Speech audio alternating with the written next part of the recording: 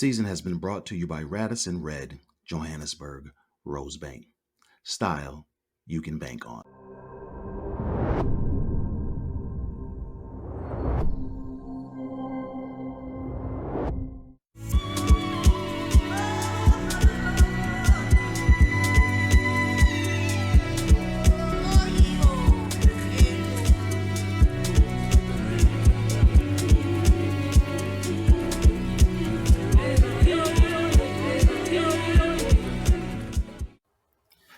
Great day, everyone. Ed Dudley coming at you. We're actually recording on a Saturday.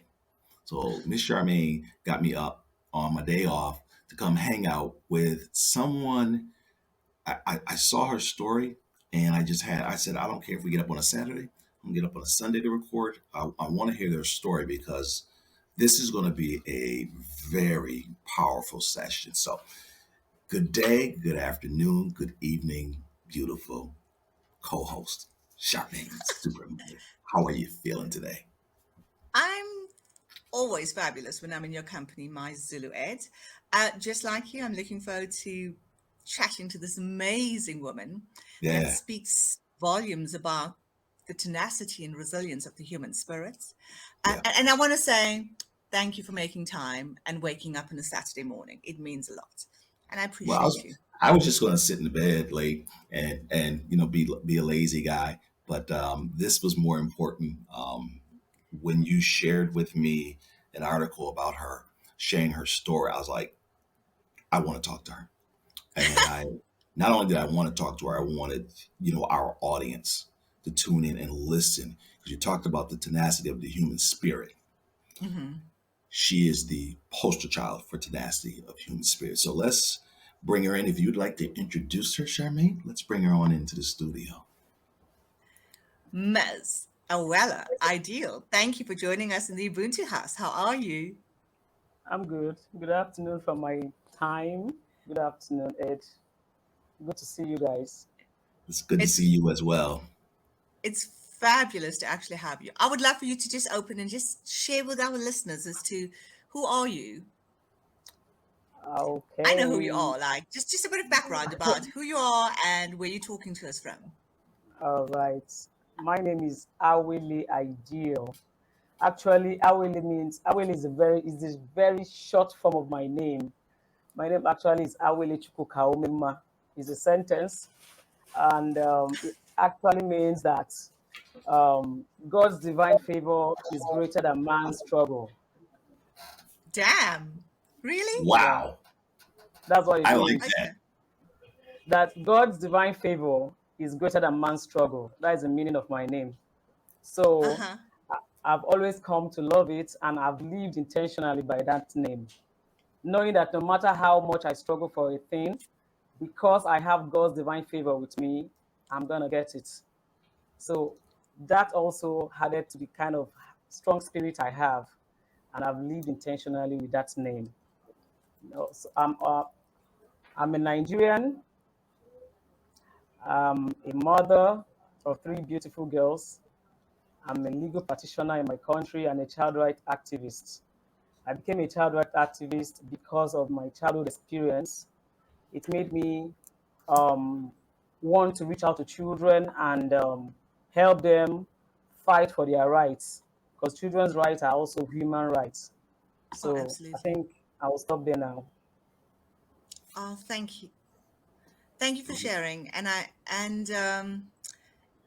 Awela, when I read your story, and so did Ed, I'm going to just confess, we both cried because you are such no child should have experienced what you have. And I would love for you to just take us through your journey and that will actually answer as to why you've become an activist for children. So yeah, if you don't mind sharing, please. Okay. Let me flash back to when it all began. Hmm. I've always had that story. When I grew up, finally, let me start from when I grew up, let's say 2008, I started having nightmares. You know, when I sleep, I see the hardship I faced, and I don't know why I was always seeing it in my dream. I wake up, I start panting. I remember all those harsh words. They were actually affecting my head. I see myself, struggling. And I'm like, why do I keep remembering this? I thought I have, outgrown it. I've thought I've forgotten about it. Now I have kids of my own, but the past keep haunting me. I don't sleep well because I see those years of hardship, those years of punishment, those years of sadness anytime I close my eyes to sleep. So I think that was when I told myself, I think it's time for me to speak out, say it out. So I bottled it up for so long. And most people don't know why I act the way I act. I'm always at the edge. I'm always defensive. I'm always defensive because I wouldn't want anything that has happened to me to happen again. That has Sure. made me that made me so edgy all the time. People don't understand why I behave the way I behave. So I told myself, I think it's time for me to express it. Maybe when I speak about it, I will be light. I will be lighting up because I've kept it for so long. So I went to my Facebook. After some years, I decided to share it. The first time I shared it on Facebook was in 2016. I shared it in a group called Female in Nigeria. I shared it there, and before I knew what was happening, it went so viral, and I became scared. So I begged the admin of the group to pull it down, pull it down. I think I'm not ready to share it yet. Be- So, Now carry so on. I would love for you to just unpack what exactly did you share? okay. So Yeah. later on, a year after, I became bolder. I could actually face. Um, I now became stronger in character that I can own my story. So I decided to now Sure. share it again. So on that fateful day, I wrote down, though brief, but I wrote down what I had gone through as a child. So I started by saying that your life is what you make of it. That your life is what you make of it. And having having grown up, having adults misbehave and say because they don't have parents that love them and all that is not enough excuse for you. That you actually determine what happens in your life. You actually determine the role you play in your life. So I told a bit of my childhood story, how I could go hungry. My stepmom could, my mom left me. Let me start from there. I was told that she abandoned me at 7 months and went away. In her story, when we finally met, I met her when I was 17 years. I asked her why she did that. She said because my dad wasn't, contributing to my upkeep, so she just felt fed up and she dumped me there and walked out on me. So I grew up knowing my stepmom. There was no children yet from her. So I grew up knowing her. She later had her children. And when I was growing up at the age of 6, I could see the picture I mixed with my legal picture in that story. I was just 6 years old. So that is the only childhood picture I have of myself, you know. So I know I grew up fetching the water, cleaning the house, scrubbing the toilet and bathrooms, taking care of my younger ones, taking care of the dogs, doing At the age everything of any house six. from that age of from in fact from age of 6, because I could remember what started happening to me at 6. I can only remember what happened to me from 6 and upwards. I Sure. can't really remember 6 below. So from the age of 6, I remember I fetch water. I could go fetch water.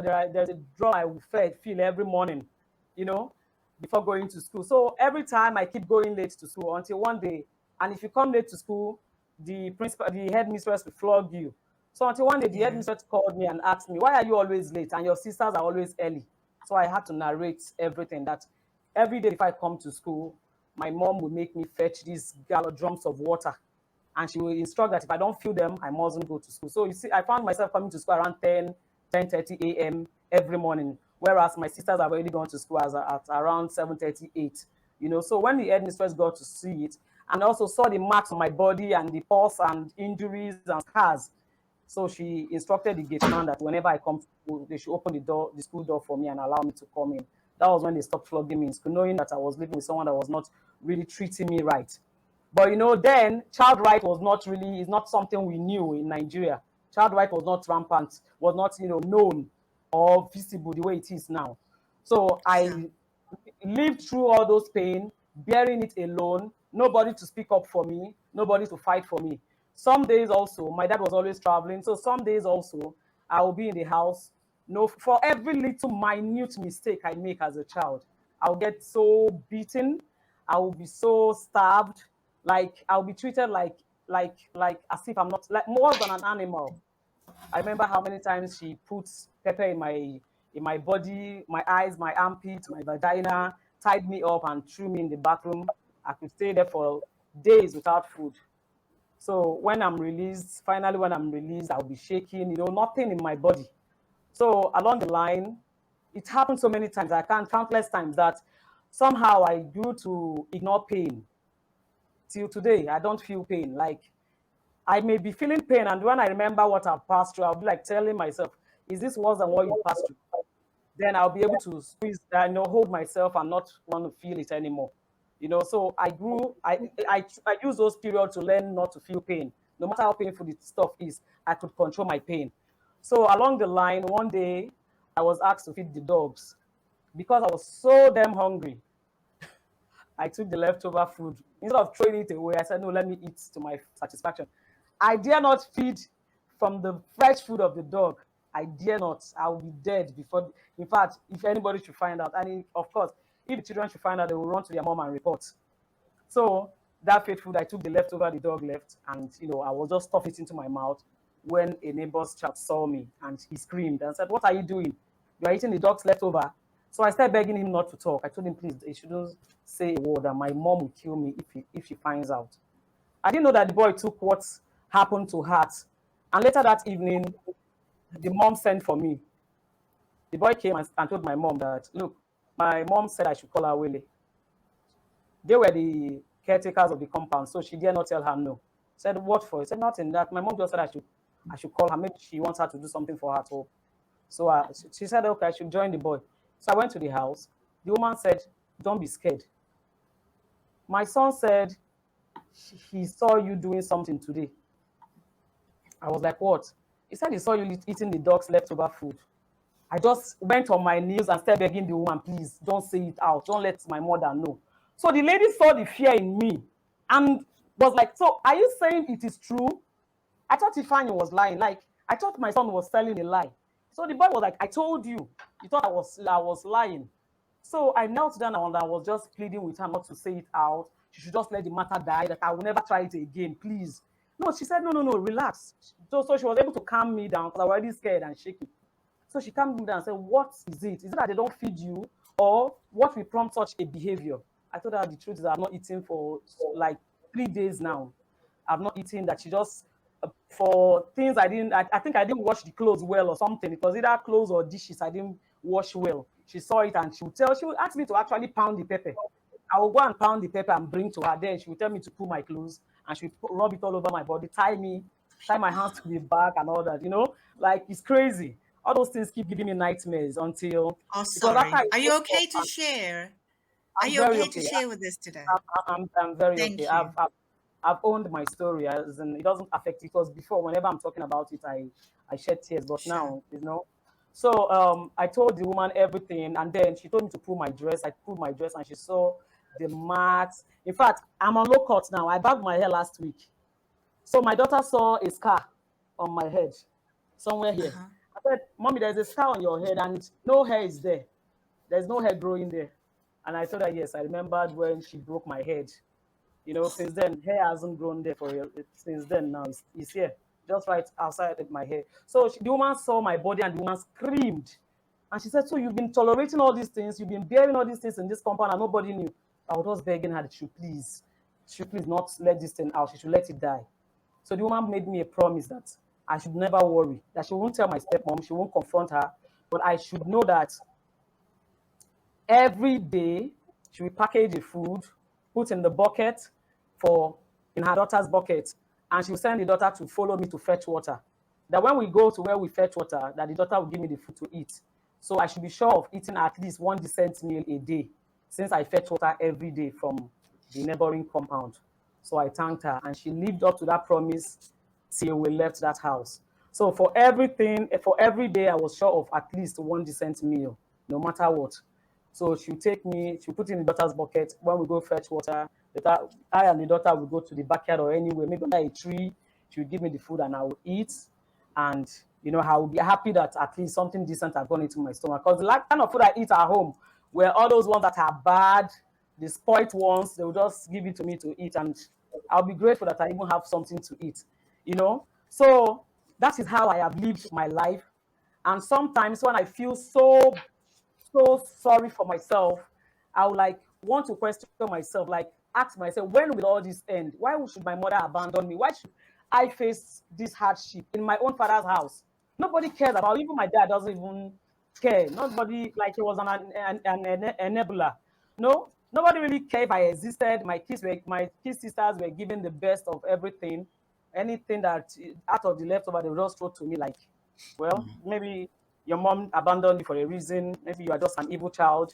Maybe you shouldn't bring your evilness close to me and my kids and all that. And I was like, I just saw myself, I was just isolated. And I said, I wanted to start, accepting those negative words to myself. They called me different names. They called me a failure. They called me a wizard, a witch. They called me, some, I can't even mention some all those, disturbing names they gave me then. And one day I sat down in the kitchen. I remember I was 10 years old. I was 10 years old that night. I had finished doing the dishes and I sat down and I was just looking at myself. My legs were full of pus. I was pressing all the pus on my, no first aid, no treatment, nothing. I would just be pressing out all the pus. And then I asked myself, when will all these things end? When will I ever be free to do what I want to do, eat the kind of food I want to eat the kind of fresh food these children are eating? This is my dad's. If it was another person's house, I was okay, let me run away. But where am I going to run away from? If I run from here, who will accept me? My mom is not even here. I don't even know where she is. I was 10. Where will I run to? I don't know any family members. I don't know my mom's people. So where would I really? There was no place. I was just trapped. You know, I have no place to run to. This is my father's house. Where do I go to? I don't have uncles. I don't have aunties. I don't know where to go to. So, but then I sat down and I told myself, look, it's just for a while. I go to church. I hear what the pastor preaches. So I told myself that it's just for a while, that everything has its own time and season, that I should just like, I gave myself the strength I needed to bear this pain, that a time will come and I'll be I out there just have to speaking stop you. to Sorry to everywhere. stop you. At the I'm age of sorry. 10, you self Yeah, spoke to yourself. I mean, that's like exactly. just It's powerful. amazing. It is It's powerful. powerful. Now, continue. I just needed to like break that point to I, demonstrate yes. how you had to navigate your journey. Like, Exactly. I vividly remember that night. Like I can see it right now. I can see my 10 years old self sitting on a stool. I was on a stool and talking to myself. And then I analyzed my life. I said, look, I have no place to run. This is your father's house. You know nobody. Your mom dropped you at 7 months and never looked back. So is it that mom you run to? Where is she? I don't even know anywhere. You don't know your sisters, you don't know your brothers, you don't know your uncles, you don't know anybody.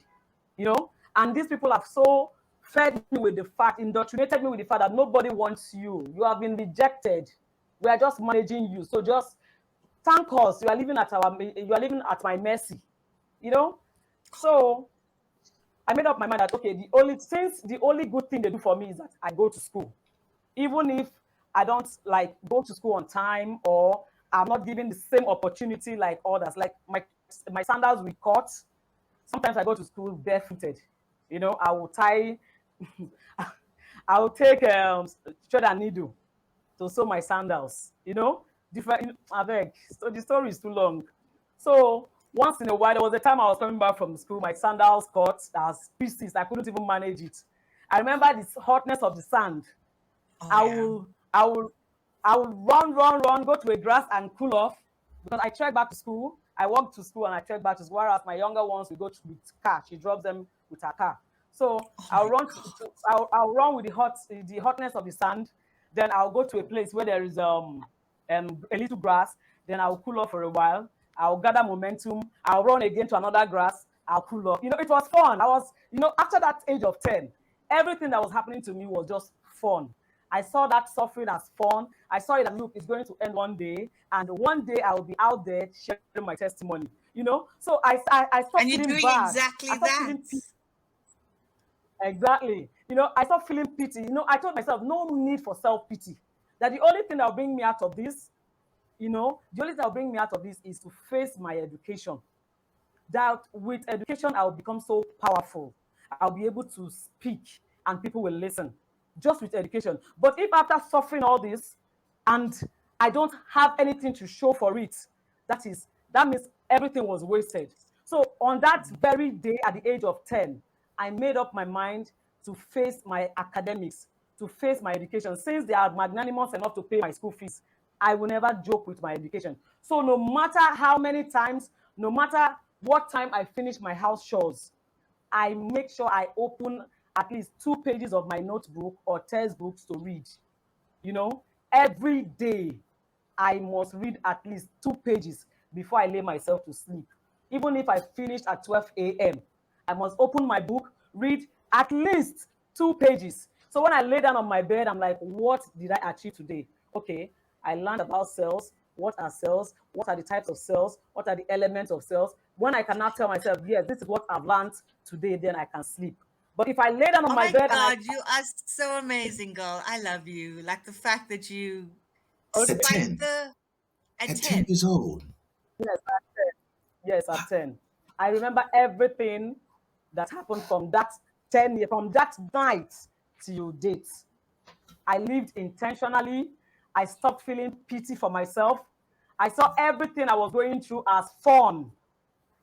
I turned it as fun, like it's only for a you while. ref, I saw myself you when I, ref, yes, you said, you reframed the pain into a positive to move exactly. you forward in the way Yes, that's going to benefit yourself. That's such a powerful exactly. narrative to be able to land with people out there. I just want to Yes, say, Awela, I'm so sorry that you had to go through so it's much okay. hurt by a woman. So on behalf of her, yeah, just yeah, I'm so sorry. On behalf of all the people that hate other people, It's okay. I just hope you'd stop doing it because Exactly. sometimes the hate is fuel for betterment. And look at you now, how much you've Yeah. accomplished and the difference that you point to the world. I'm so glad that you chose to be better rather than bitter because we have the choice. And it's not easy, but your journey is just so remarkable and so much love to you. So continue. I just had to, I don't know, I just felt, I don't Yeah, know why I interrupted. and I just want to Sorry. say that when you were sharing your name, I love the fact that you've taken your story to share with all to hear, because one of the things Yeah. you never know who's your story going to resonate with, who's going Exactly. to unlock it's going to unlock a door to somebody that's in a mental an emotional prison. And I will simply say you are a living testimony to your name. She God's Thank you so is, favor much. right? is greater than your struggles. I love that. Is absolutely Yeah. beautiful. But you are an incredible, absolutely incredible individual, and I am thankful that I get an opportunity to meet you, know you, and hear your story. Yeah, Thank you. this is a motion picture. This is something that we can watch on the big screen. By You God's grace. you are, I mean, yeah. I told you I was waiting for this early on to just talk to you and listen and hear and learn. But to see where you came from and where you are right now, God's grace and mercy. Exactly. Exactly. And I So, actually carry on, Noella, no? Not so important. Carry on. yeah, like I said, from that age of 10, I became intentional. I took God seriously. I took him seriously and I told him to help me overcome this pain. I made sure I prayed morning and night, and it has become a ritual till this day. Morning and night, I don't feel, and then I pray in my mind at intervals. But I don't pray to kneel down every night or every morning to say, thank you, God. It's another day. Help me tolerate the pain. So my happiness started radiating, and it started getting them angry. Like I could remember my stepmom wondering, why is she happy? Why are you so, You know, all those things they say to me no longer affect me. You know, they no longer affect me. They call me a failure. They call me a this. They call me a pig. They call me so ugly. You are so ugly. You are so ugly. I said, well, I know who I am. The confidence was there because I can't really challenge her. She's my mom. She's the only one I've always known, you know. But I knew she was always getting edgy, angry. So at the age of 11, 12, I passed my common entrance to go into a federal school. There's a school that came out that period. It was one of the best in the country. I wrote that common entrance and I passed on merit. Awesome. So it was going to be a boarding school because it's not in my state. So that was going to be my first breakthrough out of that house, you know. And I could remember her arguing with my dad that he shouldn't let me go. My dad said, no, this girl passed on merit. The cutoff point is 150. She scored 184. You know why? I took my book seriously. I read ahead of my teachers. I read what they teach me, and then I try to, I'm someone that has been very inquisitive. I want to learn from other people. You know, when I'm with adults, I want to learn. I want to know what they think about this subject, and then I gather it. I write my exams, and I pass. So I was friendly with my teachers because I was very bright. I was very outspoken, even though I was trying to be subdued. You know, that boldness have always been there. But then when I come home, I try to just pretend like what they are doing is affecting me. But in my mind, I've just become a happy soul. I chose to stay happy no matter what come my way. You don't feed me, don't worry. When I go to fetch water, this lady will give me one decent meal. I will eat for the day. You don't know me, don't worry. I'll wear the dress like that. Very soon I can afford a dress I can wear, you know? So it You're a was just girl going with a to be plan, right? yes, I had You my saw plan the and I future, met it you had there. your plan. Exactly. So, and I chose to be happy because I was seeing the bigger picture. I was seeing the future, and I know that in future, I won't have, I won't even have any child tolerate this. No child around me is going to suffer like this. So there was no need. Let me bear Absolutely. it for all the children out there, and that was just it. Well, I just want to say one thing. Sorry. I chose to be happy. You know what a powerful Exactly. statement that is? Yeah. Because the Yeah. words you tell yourself and the choices that you make can actually either Exactly. shift you into success or keep you below the success line. So thank you Exactly. for that. I just Exactly. needed to reiterate Exactly. that point because I can, yeah. Exactly. Carry on, girl. Tell us more, So I please. You chose made me that. cry, so make me laugh now. Sorry, no, keep laughing, please. Keep laughing. I want to The hear tears are more. over. So I got into school. I got into I got into the boarding school. Finally, she was able to convince my dad that because our daughter didn't pass, there was along the line she made me repeat a class so that our daughter can meet up with me. Fine, my primary four, I repeated it, and she came with me. So we're all together. I passed on merit. The daughter failed, but she insisted that if I'm going to go to that school, then our daughter will also go to the school. And my dad said fine. So my dad was able to work for my sister, and she came into the school with me. Maybe, I don't know, as a monitor or whatever. But then I got into the school and I was so happy. My first night in school, I was so free. While I looked at other children crying and missing their parents, I was just lying down there and said, yes, my journey has just begun.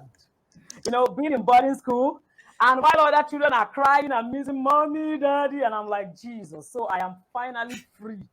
No scrubbing of the house, no scrubbing of toilet, no pepper in my bum bum anymore, no starvation because the school, of course, will give me food to eat. So I'm like, Yeah. this is just the beginning. Don't forget where you started from. I also I also revisited my decision and said, you are in this for a reason. Do not give them the reason to take you out of the school. You are the only reason that will make yourself remain or leave. If you fail, you will Sure. leave. If you pass, you keep going. So I told myself, take your book seriously. Don't, your eyes on the ball. That has been my goal. Yeah. My eyes was on my goal. And that was it. I started school. I made sure, because I was wiser, I was more experienced than my mates. Like, they were so soft. And I'm like looking at them. These people we're all age mates, but I act like a mother to them. I will be the one. It's okay now. You are in school. Leave your parents. You are here for a reason. I was now like giving them advice. In fact, they were all looking like children to me because my mind was already too developed. Maybe because of the sufferings I have endured as a You child. have. You Yeah, grew from that. Yeah. exactly. So I was neat because I could wash my things. I could clean, arrange my bed. I didn't need a school mother. I didn't need anybody to guide me. I could do all those things myself. I could fetch water. I could keep my corner clean. I could take my books when it's time for prep to school. I don't need anybody to direct me on what to do. I already knew what to do Yeah. because I've already chosen to be organized because I had a plan. I had a future and I need to get there. So that was just it. The Okay, food they say it gave us, again. You had a plan. You had a vision for your life. You didn't let your hardship wow, stop you and my from eyes was on the achieving. ball. Yes, and Powder. my eyes Good. was on that ball. So I needed nobody to guide me or whatever, cause I was guiding myself. Guys, I was everything I needed. With God on my side, I was everything I needed to achieve what I had in plan to achieve for myself. So I would go to school. I never entered trouble. I never was ever was found wanting for breaking any school rules. No, I never did. So in the school, it was compulsory to come with your provisions, that is your beverages and all those toiletries and everything. It was compulsory because the house mistress will inspect. So maybe that was why I was always having mine for inspection. But you know what? Before 2 weeks will elapse, my sister would send a message home that her provisions were finished. Her mom will send another for her. Whereas my own will just be there. Every visiting day they bring again, they will bring another set because the house mistress, the matrons will inspect if this child has, every child was treated equally, and it's a federal school. So you can't Sure. just treat it like it's a private school. Everybody, their rules and standards were just there.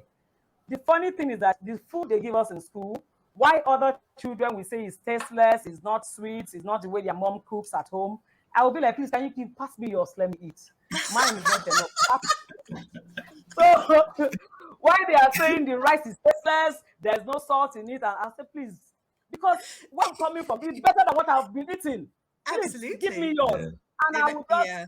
load my stomach. After eating, I wash my plate, drop it, and then I'm going to class to read. While they will be back in the hostel looking for how to eat their cornflakes or biscuit and all that, I'll be in class reading and studying very hard for myself. So at the end of the holiday, I come back home with all those provisions. I come back home with them. I'm like, I didn't eat them. Why didn't you eat them? I said, the food in the school is okay. The food they give us is okay. And then, why can't your sister eat it? I said, I don't know. But the food in school is okay. Some they said they give us rotten moi. They give us tasteless rice. The egg is not well fried. And I said, but I eat it. It's okay. Oh. I don't know why she says it's not okay. Then the mom will be like, what is happening? Then she started selling ideas to my dad that maybe I have a boyfriend that brings me those things, that brings me food. I was going from one stage of suffering to another. So along the line, my dad started saying, could it be? How could she be the only one not eating her own provision? She comes back home with the whole 3 sets because in a term, there are 3 months. So I come Sure. home with the 3 sets of the ones they brought. So I bring them home and say, I didn't eat them, so we can eat them at home. The food they gave me in school was okay. So I learned also to be content and be grateful because there are people out there that haven't eaten, and the food you are being offered is far better than what other people have seen to eat. Because I know where I'm coming Mm. from.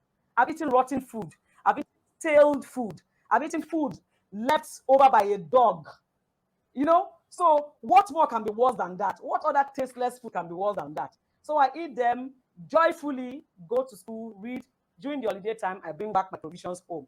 And they kept complaining. Then the next time, there was a time she kept reporting and telling my dad she should put an eye on my body, that this girl must have a boyfriend that comes to visit her in school and brings her food stuff. Because I don't know why she shouldn't be eating what she was given. It's So weird my how dad people said, create. in a bid to just, No, carry on. he Sorry. said, I said it's weird how people create okay, false go. narratives in their heads and accuse you of Exactly, things to exactly. suit their Yes, story and yes. That create was more it. That harm. was, yeah. Yeah. So that was the narrative she was now selling. That was her Yeah. narrative then, because I was already developing breast and all that. Puberty has taken in, after Yeah. having my figures and everything. So she was like, she must have started seeing a man. She must no longer. I don't think she's a virgin anymore. This, that. So I remember my dad taking me to taking me to a gynae to check if I was still a virgin, Are and you the being doctor said she's a serious? virgin. Honestly, yeah. Don't say this girl No, no, she hasn't it's known not that I any don't man. believe you. She's Like, still oh my intact. God. That's like crazy, Hello? darling. Okay, are you there? No, I'm here. I'm here. Yeah. I'm just So it's all past, please. So I remember them doing that, and the doctor was like, "This girl is still intact. Why are you bringing her here?" Said that he wants to know and all that. I don't care. I was just still there. I go home again. I'll bring back the provisions back home. I was keep doing what I was doing, facing my life, making myself proud, because I wouldn't say I was making them proud, because the more I succeeded, the more it was biting them. So I just said I was making myself proud, because I had a future and my eyes was on the goal. So Can there I was ask you one sometimes question, Awele? she would just argue and argue, and she would. You said? Why did you bring? I know you're content with the food, right? These people have not fed you whilst you were living with them. I mean, your mom, especially your stepmom. Why did you bring the provisions home and not eat it? I'm I can't hear you, curious. please. Oh, I'm just asking. Why did you choose to bring the Okay. provisions home and not indulge in it? Why? Okay, I chose to, because I won't throw them away. I won't throw them away. I just bring them home for all of us to eat, because I have other sisters.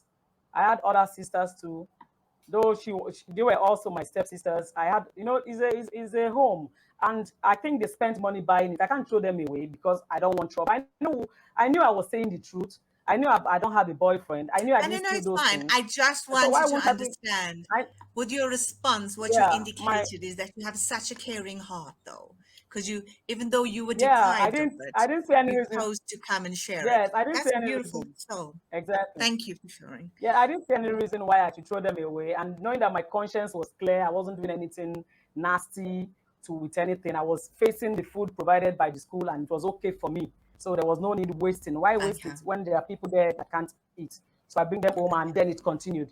Then I think at a point they stopped taking me to the gynae. They now started is using egg to check if I was still a virgin. So I never knew until sometimes you say, open your legs, and then you get an egg and be checking if the egg can pass But through. that is so ridiculous, Awela. I mean, like your food story and then this virginity test. I mean, the fact that to take you to a So doctor already infringes upon your own human rights. I yeah, out mean, there we didn't know what it, it it's was. it was an internal investigation. I mean, you're a virgin, and then but let's not even go there. The bottom So line is, you are an incredible soul and testimony to the human spirit, and you've yeah, confirmed your choices, you've confirmed your faith in God, you confirmed so many things. Now you are this fabulous, beautiful woman with three amazing daughters, living your yeah, best life as a lawyer, exactly. and being the voice for the children that are no longer have these voices.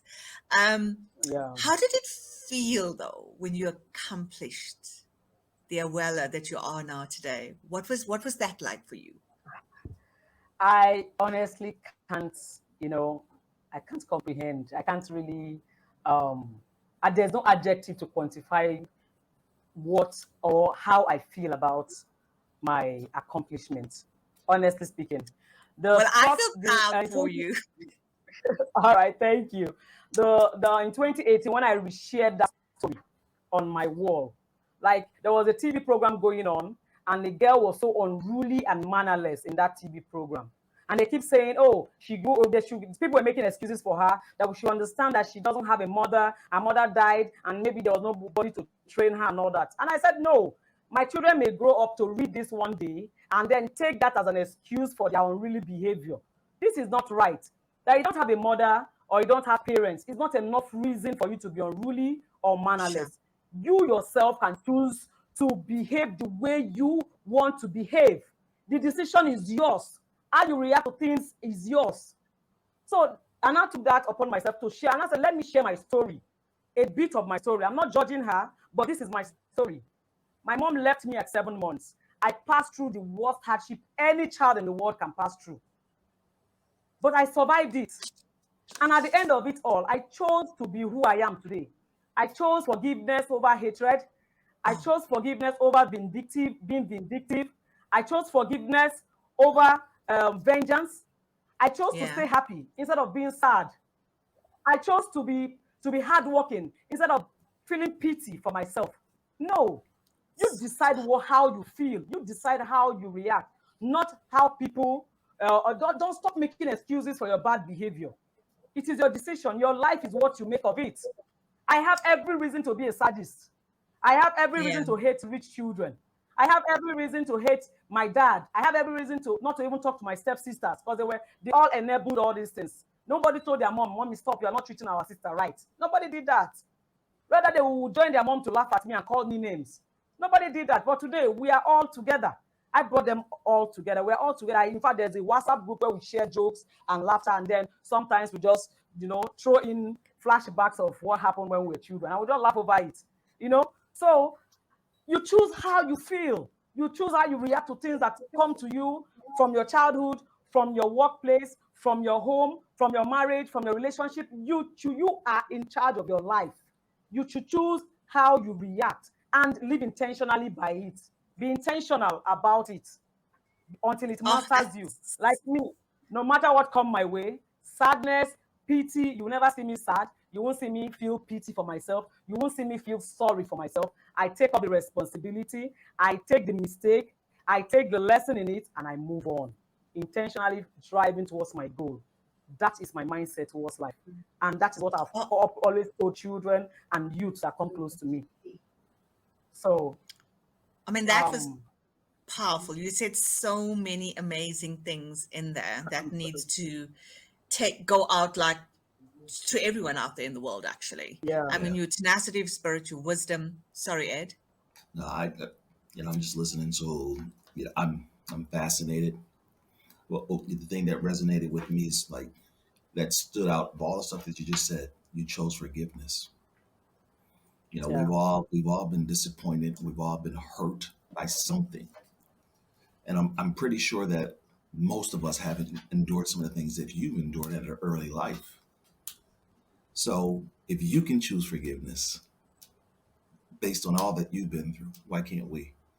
So Yeah. that was powerful. You were intentional I about was, choosing forgiveness. I And was, that is a beautiful thing. An yeah, absolutely beautiful thing. That you are yeah, you are a unique and God sent soul to yeah. help I I chose forgiveness. so many. I echo your Um, sentiments, Ed. okay. Then to buttress that I chose forgiveness. I remember when I got into the university to study accounting, because I studied accounting before law. You know, I remember no, when I just graduated, she was down with stroke. She had She had stroke, a and stroke. Oh, okay. she had a stroke. Yeah, I was to go into school to study law because I already made my cutoff point to go into the uni. My dad called me and was like, "Your mom is sick. We need someone to stay in the hospital with her. And your sister, though my stepsister didn't make her exams, didn't make her papers. She was to study medicine, but she didn't make the papers. But I made my own for law, and my name was already out in the school to go pay my acceptance fee and go to school. But then my mom was sick. Who is going to look after her? Me. So I told my dad, it's okay. I don't mind leaving it. Let me take care of mommy. Then I was 18. I was 18. I thought, okay, that I will look after her. My dad was shocked. So you're going to leave your school? I said, I'm still young now. I can always go back to school. Let me take care of mommy since she needs someone to take care of her. My dad was You're so, such a selfless spirit, you know that. If I was in your shoes, I don't think I would have like said no to my education to look after a woman that but ill-treated. No, I I'm know being I very wouldn't have. honest. I wouldn't Would have. you eh? have it? No. No, no. I would have stayed in school and kept it moving. That is Then I was done with my high school. I was to go into the university when this thing happened. That was in Yeah. 2021.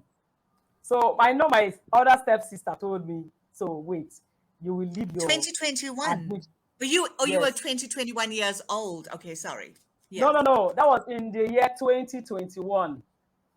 I left secondary school 2021. I left high school in 2001. Okay, it makes sense now. I 2001. thought like, okay, Oh, okay, no, not 2000. 2021. So sorry, I was mixing it up. No worries. 2001. Sure. So that was in 2001. And I remember my other stepsister telling me, so you will leave university to go look after this woman that treated you like trash. I said, what will I do now? Her daughter cannot look after her because she doesn't know how. And we're going to one village that you have to fetch water, fetch firewood. You know, they were going to use traditional medicine to treat her. It wasn't going to be our normal hospitals. It's going to be traditional treatment, African traditional treatment. So you need to fetch firewood, go to the stream, fetch water, live that village, African village life. So she needs somebody strong to do that. Her daughter can't do that because she has raised that to be so soft. So let me do this. But next year I'll write and I'll make the paper again. I'm just giving you a hug. So that was how I went. So that was how I went to the village. And then it wasn't a very nice experience, you know. Then she couldn't walk because the stroke has beaten her down. She can't even sit down. She was always lying down. So what my duty then was to wake up in the morning, make the fire, put a very huge pot of traditional medicine. Herbs were already boiled. She will use that, the native, the tribal doctor will come and use that native whatever to give her a bath and a massage. So I put it on fire, 3 a.m. Then there was no phones. Phones hadn't come into my country then.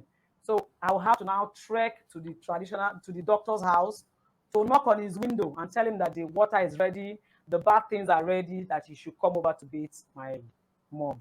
I remember trekking down there. You see goats, you see different animals gathering. I'm like, are they witches? Well, I didn't offend anybody. If you are witches, please have mercy on me. I'm going to call the doctor to visit my mom.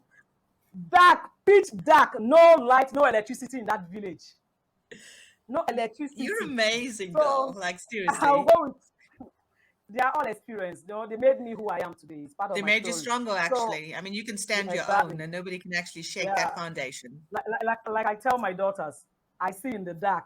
You have to train your senses to be able to see in the dark. You have to train your senses not to feel pain. Those are the things I knew I came out from. I learned from this experience. And they're like, Mommy, how can you see? I can see. No matter how dark it is, how dark a room is, as long as I know where I have kept those things, I'll go there and pick it up. You know, there's a way I train my eyes. I can open it and actually see because I have trained my senses to see. I have trained my skin, my senses of feeling, not to feel. So when maybe I'm being caught or something, if I decide not to feel the pain, I won't feel that pain. You know, so it's all about you and your decision. So I remember that year, and I stayed 1 year in the village with her, taking care of her and all that. It got to a point, she started blaming me. I told my dad this. I said she started blaming me that she had this stroke because she had BP, you know, and she developed BP when she heard my dad impregnated my mom. So I am the cause of her BP, and the BP that led to her stroke. So I am the cause of her stroke. I say, see me, see wahala. She's a typical woman. I don't mean to say typical woman in that sense. A woman that doesn't take accountability for her actions. It's everybody else's. Everything was just my fault. So when she saw that, I felt bad. I felt so bad. I said, how could this woman, after all my sacrifice, still blaming me for how was that my problem? Two adults came together to make love and get pregnant. How is it my problem? How is it the innocent child's problem? How was it your problem? I mean, that when she heard that my mom was pregnant, that my dad has impregnated my mom, that was when she developed BP, and it's the BP that she has been suffering, that BP that led to her stroke, and that is this stroke that she's having now. I am the cause. That if you trace it, I am the cause of this 20 BP. So she doesn't appreciate. I'm just like putting the picture. It took 20 years for the stroke to actually develop. It was a long BP process. Then I was I was 18 but then. Awele, so that woman is crazy. I must be honest. She's crazy, actually. Exactly. So when she blamed you, did you stay there or did you go to university now? At this point, when she was blaming you, I stayed. I love you, but I felt sad. I stopped for a while. I'm like, what will I ever do to please this woman? I have sacrifice all I can. She's still not satisfied. Well, I just gave up and said, well, Did you are Can I ask here. you a Take care of her till question? she recovers. When you when you Yeah, you're free. continue to go back to continue to do good for her, why did you do it? Were you looking for love, or what did you want from her, from a woman that was so abusive? What I wasn't looking for love what were because all the why did love you I had it to myself. Mm. I had every love in this world to myself, as in I've loved myself unconditionally. So I needed nobody's love. oh fabulous I girl. didn't need anybody's love again. You know? And So because all you the had love that in love this world, I inside, have it to myself. that's why you were able Exactly. to serve I said her what? the way you did. I said, because you had all the love internally and you Exactly. weren't looking for love outside, you were able to serve her. When Ed and Yes. I go, But I don't think I would have done it. exactly. It was like, yeah. Okay, now it makes sense Well, to you me. will Carry do on. it. Sorry. If God should visit you, if you have experienced the amazing love of God, if you experience God's divine love, you will do it. I know you are doing it not for yourself, not for her, but for God and for Sure. humanity. You just do it because you're a human. You know, you don't pay evil for evil. Oh, When you pay absolutely. I good agree. for evil, you have not put yourself on the same pedestal with the person, the evildoer. Tell them you are the bigger person. Treat I them know, I right. Let know. them I, born in their wickedness. I agree with you, but you were still a child and you had another door that was I wasn't. opening and you were prepared to close that door and come Remember, back. I mean, that was something. Yeah.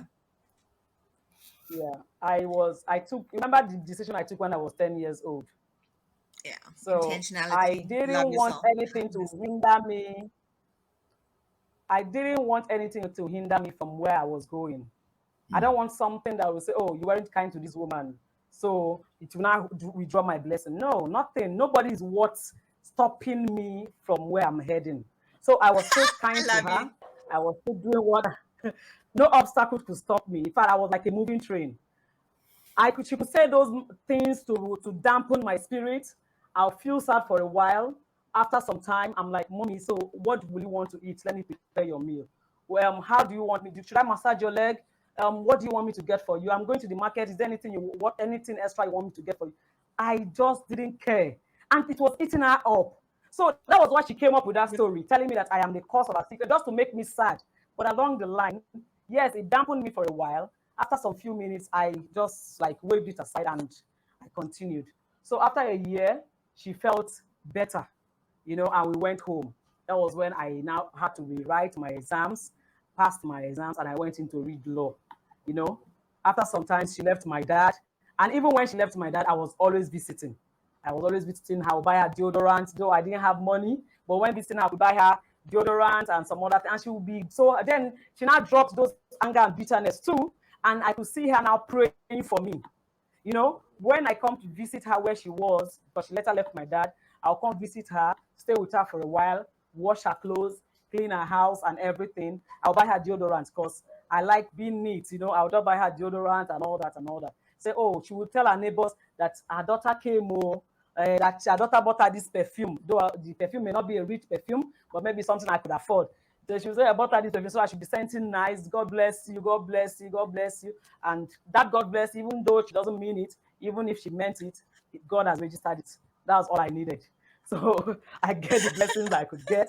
So along the line, somehow they told me she fell ill again. I was in 2007, and she fell ill again. Before I ran from school to the hospital to see her, I was with her taking care of her. In fact, I was cleaning her body that night, that evening, when she opened her eyes. She saw me. Did I come? I said, yes. Are you here? She said, yes. I said, wow, where is her daughter? I said, I've sent for her that she will be here by tomorrow or next. So she said, okay.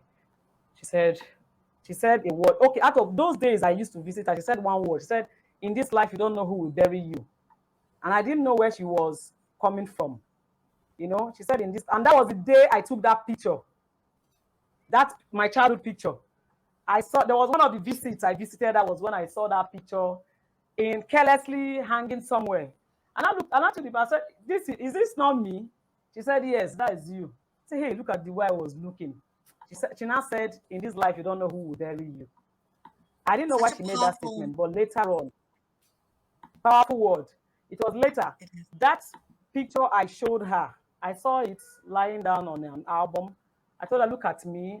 The full picture, you could see me, you could see her daughter, and you could see my other stepsisters. When you look at that picture, you could see how clean and well groomed they are. But I was looking worse than I wasn't even looking like I'm related to them. I didn't want to put that picture, the full picture out there. So I had to crop it. I cropped them out and put only myself, you know. Sure. So when she saw that picture, she now made that statement that in this life, you don't know who will bury you. That child she was mistreating is now the child taking care of her now, coming every week, every weekend or every two weekends to take care of her house, wash her clothes, cook her meal, clean her house, and go back to school. Then in 2 weeks' time again, she visits you. She was no longer living with my dad. Though I was still staying with my dad, but I will come from school to visit her, stay the weekend with her, then go back to school. This was what I was doing until she fell ill. And while I was cleaning her that fateful evening, she gave up. She died. And she gave up, and we planned her burial, and she was buried and everything. My happiness is that we found closure. I finally forgave her, and she saw actually that I forgave her, you know, and I didn't count her sins against me at all. So that was it. That is that chapter. I forgive her whatever she has done. Whatever she has done was for a reason. Maybe this was the reason why she did all that. You know, we have been programmed by nature and we've been programmed by God. You know, so she has played her part. This is me now playing my part, telling the world my story. It's So that it's is a it. beautiful story. It's a beautiful story. The whole time you were speaking, um, I kept hearing this same scripture over and over, Jeremiah 29:11. For I know the plans that I have for you, plans to prosper you and not to harm you, Exactly. plans to give you a hope and a future. And that is what God has had for your life, a plan. It's you're unlocking the door, as I said earlier, for so many others, young people, um, that haven't been through nearly as much as you are. To say, you know what, if you stay focused and being Yeah. intentional about what you want to do in life and where you want to go, don't make Yeah. excuses and forgive. There's nothing that you can't Forgive. accomplish. Nothing. I often say forgiveness Forgive. is a gift that you give yourself, actually. Yeah. Because when you forgive, Exactly. you're gifting yourself and you make your load lighter and you just fly. And that's exactly what you've done, Awela. Exactly. You've just flown. Exactly. Um, it is incredible, though, to hear your hardship, but also hear your heart, your forgiveness, Huge your heart. ability, Yeah. absolutely, but your ability as a child to rationalize and not let those, because words are power, right? And you create this Yeah. barricade around you that you didn't allow those negativity to penetrate you. I mean, that's really, really something from a child's perspective. Yeah. And now you are this high flying lawyer, having traveled internationally and all of those great things, bringing up three Yeah. amazing daughters. Just your hardship is just in an incredible share. So thank you for sharing all of this. I can only imagine it can't Thank be you so easy much. to share, trust me. And you're doing it. And as Ed said, it's going to have such a profound effect and impact on other people out there, especially in light of mental health and just people in general, and people harboring this hatred towards others that so hurt them. If they just learn or listen to your story, maybe it'll plant a seed of some sort to get them to go, if Awele can do it, I can forgive, because Exactly. forgiveness just harms your own body. Holding on to, not forgiving, harms your own body, and that manifests in so many other forms of stuff. Awele, so talk a little bit about, oh, look at us. We could talk forever, but like in a few, talk a little bit about what you do now, about your foundation, what you're trying to achieve in Nigeria, what you have achieved. Because you're such a, you're a multifaceted woman in so many flippant levels. I'm so blessed to know you and engage and talk with you. So share a little bit more about you. Yeah, please. Ed, you okay for us to just run over a little bit? I'm good. I'm absolutely fine. Go ahead. Thank you. Okay. Thank you. So, like I said, everything that has to do with me and where I'm going to has to do with my passion. I grew up, part of my intention also was to be an advocate. How do I become an advocate? Having that background, the foundation, and that was why I opted to study law, to become a lawyer so that I can learn the skills, the principles, and the policies of the profession, and to give me an edge when I Sure. advocate for these children. 'Cause already I have the passion to reach out to humanity, but I Mm-hmm. have chosen to concentrate, to focus on children. Why people say they are human rights activists, nobody is a child rights activist. And children also have rights. They have Sure. rights. But if those rights were protected, I shouldn't have suffered the way I suffered as a child. So I started speaking forth. I started looking into cases that has to do with children. You know, I After I graduated from law school and served and got my own chambers, I created a niche for myself to be a child rights advocate. People are like, Mm-hmm. child rights advocate. That is strange. And I said, yes, that is strange. I have taught that area of law out. Maybe I'm the pioneer set of that area of law. Sure. So not only that, then we went into looking into all those international treaties and conventions to carve out laws that affect children. And then we start pushing it. I and some few of us, we start pushing it. And then thankfully, it came to the limelight. My governor, we took it to some legislators, lawmakers. They looked into it that yes, every child has a right to life. That when the constitution of our country has fundamental rights of its citizens, children are also citizens of the country. So those rights should affect them, and every breach of that right should be, dealt with. Anybody that breaches their right should be Absolutely. dealt with. And how do we do that? We needed to carve out child rights law or child rights act as it has in the federal states, while we also have child rights law in individual states. Like my state now, we've domesticated the child rights act, and every child now in my state knows they have a right. So any case that has to do with children being molested are being directed to us. So in order to have this direct interaction with children that are abused or molested or harassed, in any way, I had to born or give birth to what I called my foundation. I named it the Ideal Child Foundation. The Ideal Child Foundation, it is gender free. It's not just for girl child, Sure. it's for both the boys and the girls.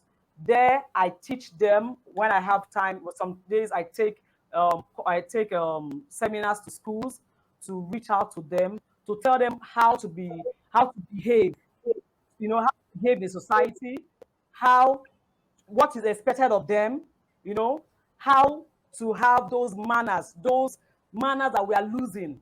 Children no longer say please, no longer say thank you. Most children now see it as a privilege, as a right. Most things they get as a privilege, they not see it as a right. No, there are things that are privileged. Even though they are right, even though they are your rights, you are still privileged to Sure. have them. Because other children have it as a right, but they are not privileged to have them. So when you have parents that can afford your school fees, it's a privilege. You thank them for that and pray God blesses them more. When you have a father or a mother that can provide you with food, good meal, wear you good clothes, is a privilege. You thank them for that.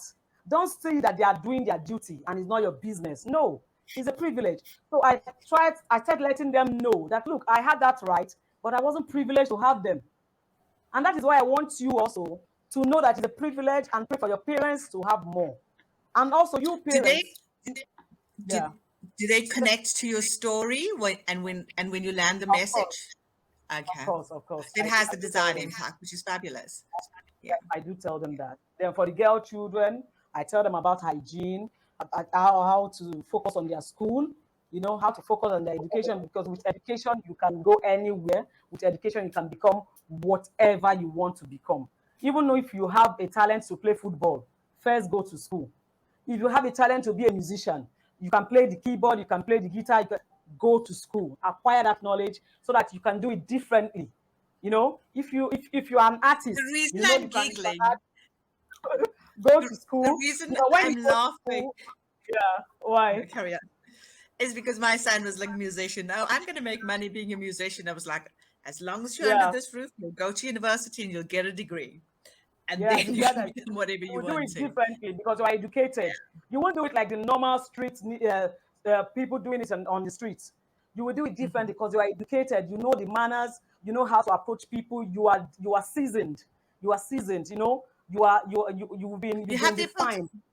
ability to Yes. think differently. I don't know about Yeah. manners and things. I know some people that don't have qualifications that are really good human beings, Mm, and some people that do have a qualification don't have. Yeah. So yeah. Yeah. So but So what it does do is yeah. No, you're on point with some aspects. Thank you. Sorry, I yes, love to talk. I'm sorry. at the end of the day, it's still what you choose. You Absolutely. can have education, but you are not sensitive. Like most of us, I tell parents that there's a virtue. There are two virtues I tell parents to instill in their children. Apart from the virtue of other virtues, include this virtue of contentment and virtue of sensitivity. Learn to be sensitive. Learn to always look around your environment and see how can I help. How can I be of assistance? That virtue is important. It makes you a good human. No matter the Sure. kind of qualification you have, no matter the height you have gone as a human being, if you are not sensitive to problems, if you are not sensitive to be a humanist, to help a fellow human or an animal, you see an animal Oh suffering, yeah. maybe if you are not sensitive, you don't have that means that your human nature is gone. So that virtue of being sensitive is important. Another virtue of contentment. When you are contented, I'm not saying that when you are contented, you just try to aim higher. You can start to aim higher, but be contented. Always rejoice for the little you have. Then work harder to get more. Sure. It's better. It's when you are not contented, you start getting greedy and jealous over another person's wealth or another person's breakthrough.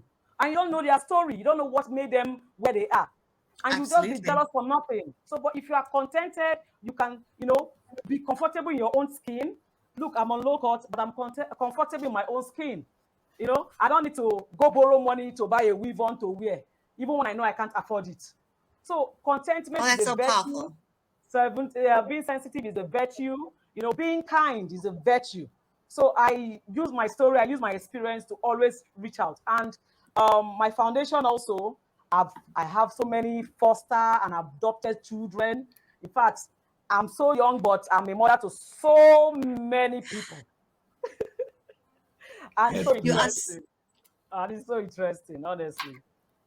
So you are so incredible, and I mean, you achieved everything that you set out to, being intentional, being focused, being living in gratitude. I mean, being religious and speaking to God. Those days that you didn't have anybody to speak to, you found somebody to actually connect with, and He's blessed exactly, you like incredibly.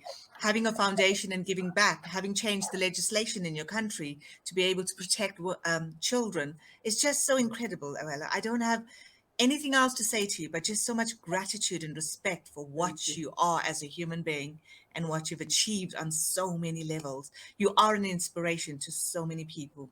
So thank you for being you, and thank you for sharing, and thank Yes. you for the goodness you're putting in, because you could have went like crazy and had all of this level. You have every reason to be hateful, but you're not, Exactly. and that's such a privilege to have you in the space to share your kindness, and you actually are a blessing to people that needs to hear the story right now. That's all I'm going to say.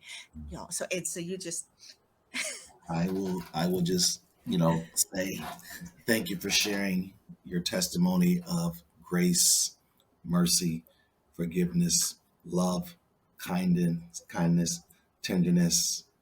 Um, we hear a lot of individuals that call themselves Christians, and they live one life in the public eye, and then the other life, all the values that they say that they believe in, are another way. Yeah. And through your whole story, even at an early age, you showed all the characteristics of what it is truly meant to be a Christian. I thank you for that, because in a time where we have so many people taking that term and using it in not necessarily the most positive way. Your story shows that to others, whether you believe in the Christian faith or not. It shows by being a great and a loving, forgiving human. There's nothing that you can't achieve. Absolutely. Exactly. I'm honored So, to know you. yeah, Go ahead. thank you. Right. Yeah, I'm honored to Yeah. know you. Then, It's a in privilege. some, Go ahead. Go ahead. Say what you have okay, to. in some, yeah, I just want to sum it up. How Sure. after thinking about this whole thing and after sharing my story on Facebook and people reacted to it and it went viral and it's still going viral, people are keep sharing it over many years. I just summed it up by saying that the best revenge is success. No matter what you're going through, just ensure you succeed. Once you succeed, you won't look back to cry or feel pity for yourself. Once you succeed, you won't use those bad experiences as excuse for your failures. So the best revenge is success. And when you succeed, those people that have treated you badly will regret why they treated you badly. You know? So don't bother seeking vengeance. Don't bother planning how to retaliate. Stop being bitter. Don't feel pity for yourself. Just succeed. Positively succeed. That is enough revenge. That is it.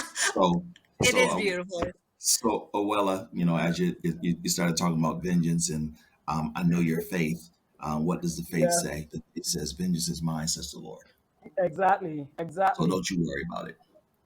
So Exactly. So thank you be for sharing a intentional, beautiful be story. succeed, and that's it. Thank you so much for having me on the show. Thank you. It's a privilege. It's Thank you so much. this is going to go down as one of my favorites. And we could have sat here for hours and talked to you. You notice I didn't say a lot this time. I was just sitting soaking it all in, and you had me in tears a little bit, and had me laughing, I'm and sorry. No, don't apologize. I mean, we but just you felt your you pain. encouraged me as well.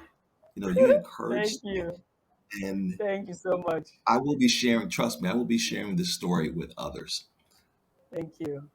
Thank Yeah, this you. is just this has been good. Charmaine, do you have any parting words? I think I've said it. I'm just grateful that you made time, Awela, to share your story with Ed and I. Thank you. And thank you for being you, and thank you for the difference that you make Yeah. in the world, and thank you Thank for you. choosing to be happy and choosing to be a better human and a human that Thank forgives. you. The world needs more of that, and just Thank you so so much much. love and light to you. And whoever's listening out there, we're going to share Willa's details. Reach out. I'm sure you can do with some support for your foundation, or get some, I don't know, help to take your message out wider, and that's what we will hopefully help with this Okay. Thank you. conversation as well. Yeah.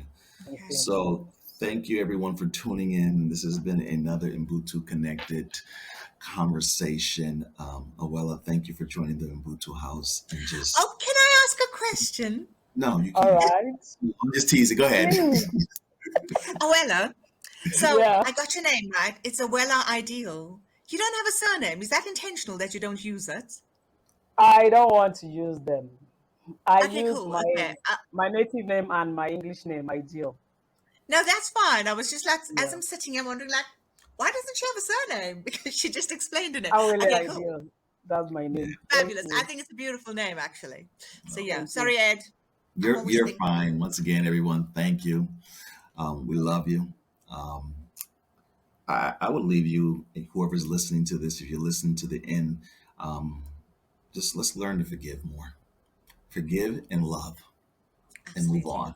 And let's be intentional about forgiveness and intentional about love. So we love you. Take care, Thank you so everybody. much. Have a great day, morning, afternoon, night, wherever you are and listening to this. Take care, everybody. Love Good and job. light, everyone. Bye.